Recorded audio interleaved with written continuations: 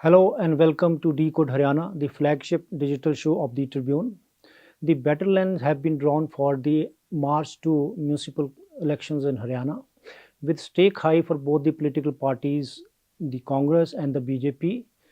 The State Election Commission has a tough task ahead to ensure a free and fair poll. In this special episode of Decode Haryana, I have with me the man of the moment, the State Election Commissioner, Senior IAS Officer Mr. Dhanpat Singh, who would brief us about the nitty-gritties of the poll process. I am Pradeep Sharma, and before I start the show, I would like to extend a very warm welcome to Mr. Dhanpat Singh. Sir, Tribune में और decode Haryana में आपका बहुत बहुत स्वागत है। तो I start at the basics. Haryana में म्यूनिसिपल इलेक्शंस हो रहे हैं और इसे एक तरह का मिनी असेंबली इलेक्शन भी कहा जा रहा है। काफ़ी म्यूनिसिपैलिटीज़ में इलेक्शंस हैं। आप हमें हमारे दर्शकों को बताएंगे कितनी म्यूनिसिपैलिटीज़ में इलेक्शन होने जा रहे हैं। धन्यवाद प्रदीप जी। हरियाणा में जो स्थानीय शहरी निकायों के चुनाव होने जा रहे हैं, इसमें 8 नगर निगम हैं और 2 नगर निगमों के महापौर के उपचुनाव होने हैं। इसके अलावा 4 म्यूनिसिपल काउंसिल्स यानी नगर परिषद और 21 नगर पालिकाओं के चुनाव होने हैं और 1 नगर परिषद सोहना है जिसमें प्रेसिडेंट के पद के लिए उपचुनाव होना है और 2 नगर पालिकाएँ हैं इस्माइलाबाद और असंध, वहाँ पर भी प्रेसिडेंट के लिए उपचुनाव होने हैं और इसके अलावा कुछ छोटे मोटे जो वार्ड वाइज भी कुछ उपचुनाव जो खाली सीटें हुई हैं इस दौरान उनके होने हैं। इनमें अगर हम नाम और संख्या की बात करें तो फरीदाबाद से लेकर फरीदाबाद नगर निगम, उसके बाद गुड़गांव और मानेसर नगर निगम, उसके बाद फिर आपका रोहतक, सोनीपत महापौर का उपचुनाव, पानीपत नगर निगम, करनाल नगर निगम, हाँ अम्बाला में महापौर का जो उपचुनाव है, यमुनानगर नगर निगम और हिसार नगर निगम, इनके चुनाव होने हैं। तो सोनीपत और अम्बाला के जो महापौर के जो उपचुनाव होने हैं वो इस वजह से हुए कि श्री निखिल मदान जो महापौर थे सोनीपत, वो विधानसभा के लिए चुन ले गए हैं। इसी प्रकार श्रीमती शक्ति रानी शर्मा वो जो अम्बाला नगर निगम की महापौर थी वो कालका विधानसभा से सदस्य चुन ली गई है, इसलिए ये 2 पद खाली हुए हैं। और जहाँ पर 6 महीने से अधिक का समय अगर रहता हो तो उपचुनाव करवाए जाने आवश्यक है, इसलिए ये 2 महापौर के उपचुनाव हो रहे हैं और 8 नगर निगमों के। और जहाँ तक नगर परिषदों की बात है, नगर परिषद हैं अम्बाला सदर, सिरसा, थानेसर और पटौदी जटोली मंडी, ये 4 नगर परिषद हैं जो चुनाव में जिनमें होने जा रहे हैं और 21 नगर पालिकाएँ हैं अलग अलग। अगर आपसे प्रीवियस मतलब शेयर्स नंबर बहुत ज़्यादा नंबर, ऑलमोस्ट 35 हम कह सकते हैं सारा कुछ मिला के, तो ये ऑलमोस्ट मतलब अक्रॉस दी हरियाणा सारे डिस्ट्रिक्ट्स, कुछ डिस्ट्रिक्ट को छोड़ के होगा। ये बड़ा एक मेमोथ एक्सरसाइज है, इलेक्टोरल प्रोसेस, रोल्स को तैयार करना, फिर उनका ड्राफ्ट करना, उसको फाइनलाइज करना, ये मतलब सारा कुछ ये हो चुका है। तो ये उसके बाद की जो तैयारी मैं जानना चाहूँगा भी कितना पोल स्टाफ या कितना पुलिस स्टाफ या कितना administrator, because this is very logistically very large exercise. हाँ, मैं थोड़ा सा पहले जाऊँगा कि 4 दिसंबर को हमने ये सारी कार्रवाई शुरू की थी। सबसे पहले इसके लिए मतदाता सूची का पुनर्निरीक्षण जो है रिवीजन जरूरी होता है, क्योंकि किसी भी चुनाव के लिए 2 ही चीज़ें मेन होती है, कॉन्स्टिट्यूंसी हो और मतदाता सूची हो, और तीसरा फिर कैंडिडेट होता है। तो सबसे पहले मतदाता सूचियों की तैयारी का कार्यक्रम ने 4 दिसंबर से शुरू किया और फिर ऑब्जेक्शंस वगैरह इनवाइट करके और फिर उनको ड्राफ्ट उसकी पब्लिकेशन हुई। उसके बाद डिप्टी कमिश्नर्स के पास जो अपील आई, जो ऑब्जेक्शंस आए, उनको सुनने के बाद फाइनल पब्लिकेशन हुआ मतदाता सूचियों का। और फिर 4 फरवरी से हमने चुनावों की घोषणा की है, जिसमें 2 मार्च को जैसे कि आपने बताया पोलिंग होनी है, वो मतदान होना है। तो इसके लिए लगभग 5000 बूथ, इन सभी को मिला के 5000 के करीब बूथ होंगे। तो उसके लिए लगभग 10,000 पुलिसकर्मियों की हमें आवश्यकता होगी और 25,000 के करीब, बल्कि 25,000 से थोड़े ज़्यादा ही हमें जो पोल कर्मचारी जो होते हैं, पोलिंग पार्टी, आमतौर पे एक पोलिंग पार्टी में 4 से 5 कर्मचारी होते हैं और एक सुरक्षाकर्मी वहाँ पर होता है। और जहाँ पर हाइपर सेंसिटिव या सेंसिटिव बूथ होते हैं वहाँ पे 1 या 2 एक्स्ट्रा पुलिसकर्मी वहाँ पर लगाया जाता है। इसके अलावा जो मोबाइल पेट्रोलिंग पार्टीज़ होती हैं पुलिस की भी और दूसरी भी, तो ये सारे इंतज़ाम अब कर लिए गए हैं। नॉमिनेशन की प्रक्रिया पूरी हो चुकी है। स्क्रूटनी और विड्रॉल के बाद अब कन्वेसिंग का समय चल रहा है। तो ये जो कन्वेसिंग है 28 तारीख को शाम को 6 बजे तक चलेगी, जिसमें पब्लिक मीटिंग्स हैं, रोड शोज़ हैं, नुक्कड़ सभाएं हैं और किसी तरह का भी जो भी जनसंपर्क अभियान जो विभिन्न राजनीतिक दल हैं या जो कैंडिडेट लड़ रहे हैं वो कर सकते हैं। और 28 तारीख को 6 बजे ये जो शोरगुल है थम जाएगा। उसके बाद डोर टू डोर या निजी तौर पे जो कांटेक्ट कर सकते हैं, लेकिन फिर पब्लिक सभा या वो नहीं होगी। और 2 तारीख को मतदान होगा। मतदान शांतिपूर्ण ढंग से हो, कोई हो हुल्लड़ इसमें ना हो, इसके लिए पहली मार्च और दूसरी मार्च 2 दिन जो है ड्राई डे रखे गए हैं। शराबबंदी वहाँ पे लागू की जाएगी 3 किलोमीटर के दायरे में जहाँ जहाँ चुनाव हो रहे हैं। और बाकी कैंडिडेट्स कोई अवैध शराब ना सप्लाई करें, उसके लिए भी जो ऑब्जर्वर्स हमने सभी ज़िलों में एक आईएएस या सीनियर एचसीएस अधिकारी ऑब्जर्वर लगाए हैं, जनरल ऑब्जर्वर। इसी तरह से पुलिस ऑब्जर्वर भी लगाए हैं जो लॉ एंड ऑर्डर की जो गतिविधियों पे वॉच करने के लिए, ऑब्जर्व करने के लिए, वो भी आईपीएस या सीनियर एचपीएस ऑफिसर्स लगाए हैं। और जो चुनावी खर्च की सीमा को ध्यान में रखते हुए उसके ऊपर जो रेस्ट्रिक्शंस हैं, उसके ऊपर जो वॉच एंड वार्ड का कंट्रोल रहे, उसके लिए डीटीसी रैंक के अधिकारी हमने लगाए हैं। ये चुनाव लगभग पूरे हरियाणा में ही हो रहे हैं, सिर्फ पंचकुला, रेवाड़ी और चरखी दादरी ज़िले को छोड़ दें तो बाकी 19 ज़िले हैं वो इसमें शामिल हैं।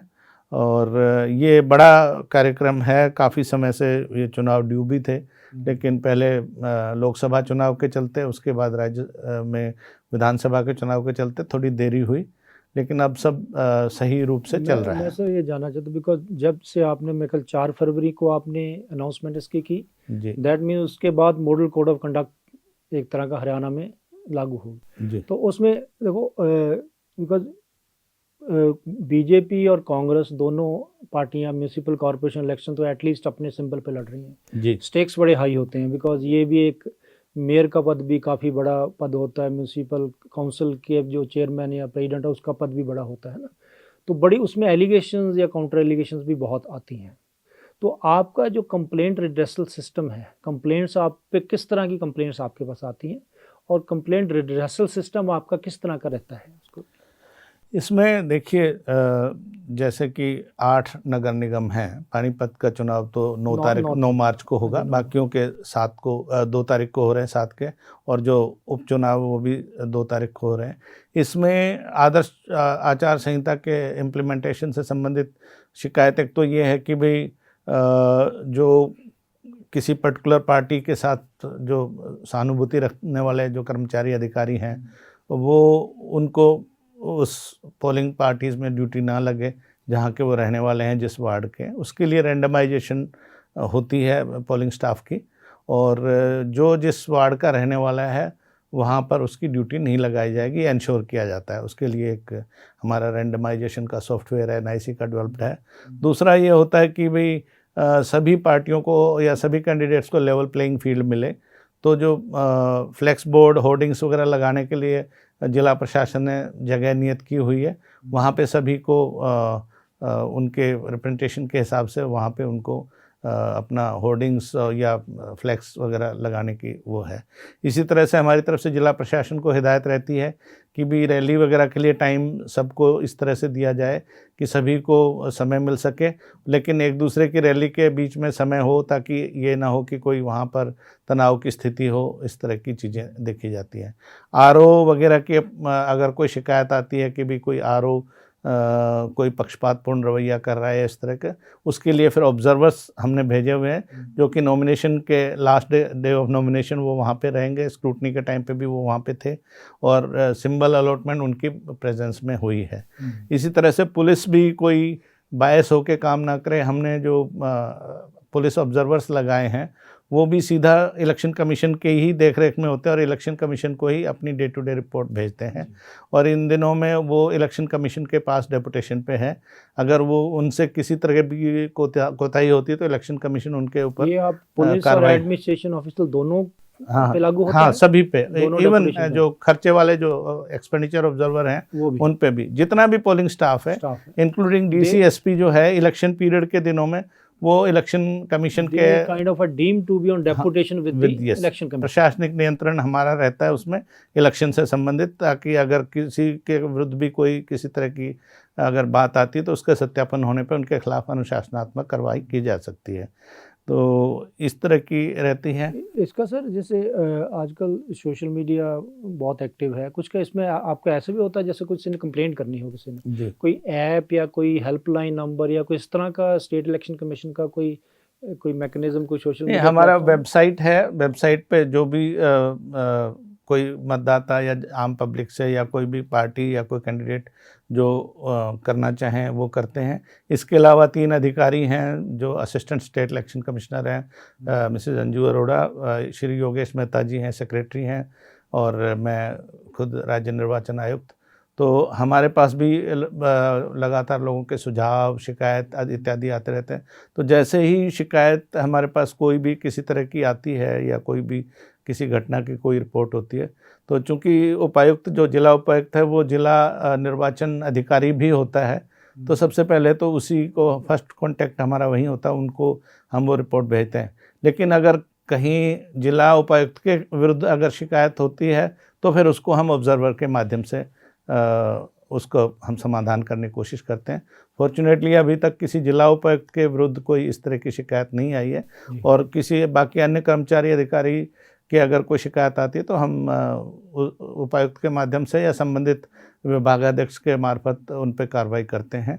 जैसे कि एक कोई सीनियर अकाउंट्स ऑफिसर काफ़ी समय से एक पर्टिकुलर स्टेशन पर पोस्टेड थे 5 साल से ज़्यादा, और उनके बारे में शिकायत आ रही थी कि वो जो छोटे एम्प्लॉयज़ हैं, सफाई कर्मी वगैरह हैं, उन पर अपना प्रभाव रखते हैं और उनको एक किसी पार्टी विशेष के पक्ष में वोट डलवाएंगे, तो उनका हमने तुरंत वहाँ से तबादला करवा दिया है। इसी तरह से और भी कहीं पे कोई शिकायत आती है तो तुरंत उस पर कार्रवाई की जाती है।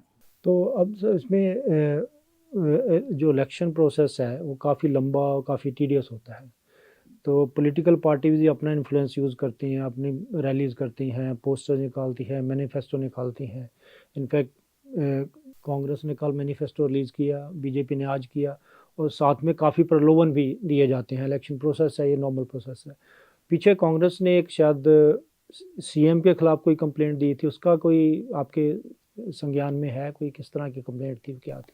नहीं, जहाँ तक तो मुख्यमंत्री के विरुद्ध कोई ऐसा मेरे पास ज्ञापन या कोई शिकायत नहीं मिली है, लेकिन मेरे पास कांग्रेस का एक प्रतिनिधिमंडल आया था 7 सदस्य, श्री उदय भान जी जो उनके प्रेसिडेंट हैं उनकी अध्यक्षता में, और जिसमें श्रीमती गीता भुक्कल, श्री बीबी बत्रा और श्री अशोक अरोड़ा जी, श्री कर्ण सिंह दलाल और काफ़ी जो गणमान्य व्यक्ति थे। उन्होंने ईवीएम के बारे में उन्होंने अपना संशय जाहिर किया था कि भी ईवीएम के ऊपर हमें पूरी तरह भरोसा नहीं है। तो मैंने जैसे असेंबली इलेक्शन में भी हाँ, कंप्लेंट की थी कांग्रेस, तो हमने उनको पूरा ईवीएम के बारे में बताया था कि निर्वाचन आयोग ने अपनी तसल्ली कर ली है। हमने जो ईवीएम के मैन्युफैक्चरर्स हैं वो भी तीनों कंपनियां भारत सरकार की उपक्रम हैं, इंडियन टेलीकॉम इंडस्ट्री है, ECI है जो इलेक्ट्रॉनिक कॉर्पोरेशन ऑफ इंडिया, और Bharat electronics limited ministry of defence के अंडर में। और ये हमने उनको बताया था कि हमने इनका डेमोन्स्ट्रेशन लेके देखा है, स्वयं मैंने तसल्ली की है, और ये कोई ऐसी मशीन नहीं है जिनमें कोई ऐसा सॉफ्टवेयर हो जो बाहर इंटरनेट से या बाहर किसी कम्युनिकेशन के साथ जुड़ा हुआ हो। ये एक साइंटिफिक कैलकुलेटर्स हैं with provision of memory retention and वो रिप्रोड्यूस मेमोरी जब ज़रूरत हो जाती है। तो हमने उसका जवाब भी उनको दे दिया है और मीटिंग में भी उनको बता दिया था। आज ही हमने सभी राजनीतिक दलों के साथ, स्टेक होल्डर के साथ आप डिफरेंट तरह की मीटिंग्स करते रहते हैं। हाँ, आज भी मैं पॉलिटिकल पार्टी आज पॉलिटिकल पार्टीज के साथ मीटिंग थी, तो जिसमें क्या इश्यूज रहे? 4 मुख्य जो दल हैं, Bharatiya Janata party, Indian national Congress, आम आदमी पार्टी और इंडियन नेशनल लोकदल के प्रतिनिधि आए थे। उनके सामने भी हमने ईवीएम की भी डेमोन्स्ट्रेशन उनको दे के दिखाई कि किस तरह से ईवीएम जो है प्रयोग में होती है और किस तरह से इसको हैक किया जाना संभव नहीं है। दूसरा, हमने उनसे मॉडल कोड ऑफ कंडक्ट जो आदर्श आचार संहिता को लागू करने में उनके सहयोग की अपेक्षा की। पूरा उसमें आदर्श आचार संहिता के बारे जो प्रावधान है उनके बारे में उनको विस्तारपूर्वक बताया। तीसरा, हमने जो defacement of public property act है हरियाणा में लागू है, उसके बारे में भी सहयोग की अपील की है, क्योंकि आपने देखा होगा आमतौर पर चुनाव में सभी जो सरकारी भवन हैं उनको भी नीला पीला कर दिया जाता है, उन पे स्लोगनेयरिंग और ये, तो वो ना हो उसके लिए कड़ाई से हमने जिला प्रशासन को भी निर्देश दिए हैं। इवन जो प्राइवेट बिल्डिंग हैं, लोगों की बाद में शिकायत आती है कि जी हमारे को धमका के और ज़बरदस्ती हमारे यहाँ झंडे लगा दिए या हमारे यहाँ नारे लगा दिए, तो वो भी उनसे हमने साझा किया कि जहाँ पर भी अगर कोई निजी संपत्ति है उस पर भी अगर आपने स्लोगनेयरिंग करनी है, पोस्टर चिपकाने हैं, तो जो मालिक है उसकी लिखित में अनुमति आवश्यक है। और दूसरा, हमने ये भी कि आपसी भाईचारा बना रहे, कोई भी राजनीतिक दल या उनके जो कैंडिडेट हैं इस तरह की बात ना करें, कोई निजी आक्षेप या लांछन ना लगाएं और कोई ऐसी धर्म या जाति की बात ना करें जिससे आपस में वैर भाव बढ़े। और साथ में ये स्ट्रिक्ट रूप से हमने बता दिया है कि जो धार्मिक संस्थान हैं, गुरुद्वारा है, मंदिर है, मस्जिद है या चर्च वगैरह, वहाँ से कोई भी जो है इलेक्शन कैंपेन या इलेक्शन संबंधित कार्रवाई वहाँ पर ना हो। तो इसमें सर वोटर्स के लिए आपका जो क्या एडवाइजरी रहती है स्टेट इलेक्शन कमीशन की, तो मतलब क्योंकि बड़े प्रलोभन भी मिलते हैं, बड़ा कुछ और चीज़ें भी होती हैं, स्टेट इलेक्शन कमीशन की आप वोटर्स को क्या अपील करते हैं? हाँ, हमारी वोटर्स से देखो यही अपील है, क्योंकि ये ग्रास रूट डेमोक्रेसी के चुनाव हैं।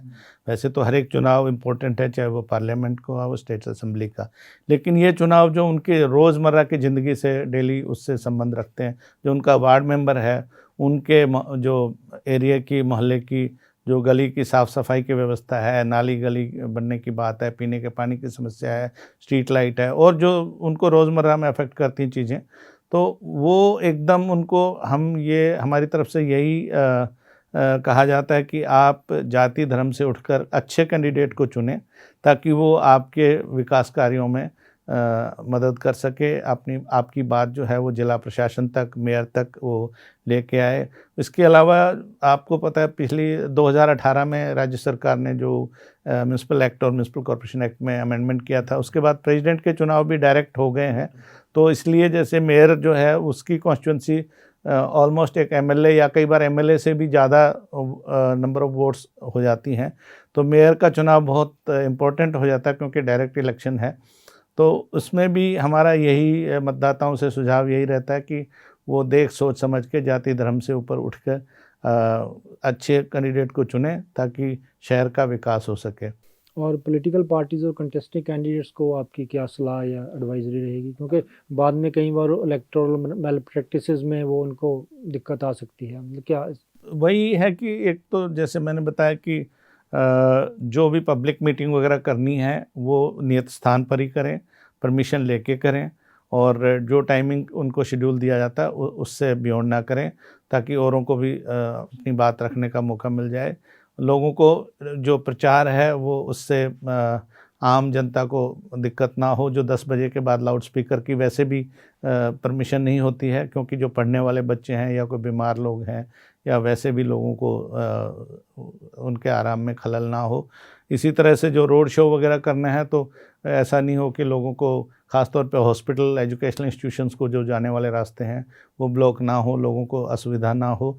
और यही है कि जो मैल प्रैक्टिसेस आमतौर पे देखी जाती हैं, शराब बांटना, कंबल बांटना, कपड़े बांटना या जो किसी प्रकार का और प्रलोभन देना, तो हमारी तो यही अनुरोध रहता है कि इस तरह की चीज़ों में ना इंडल्ज हो, और जहाँ पे ऐसी कोई शिकायत आती है, कैश की कहीं पे जब्ती होती है या अवैध शराब की जब्त की जाती है, तो वहाँ पे उनके खिलाफ कार्रवाई भी होती है। Thank you, Mr. Dhanpat Singh, for sharing your views on the poll process for the MC polls in Haryana.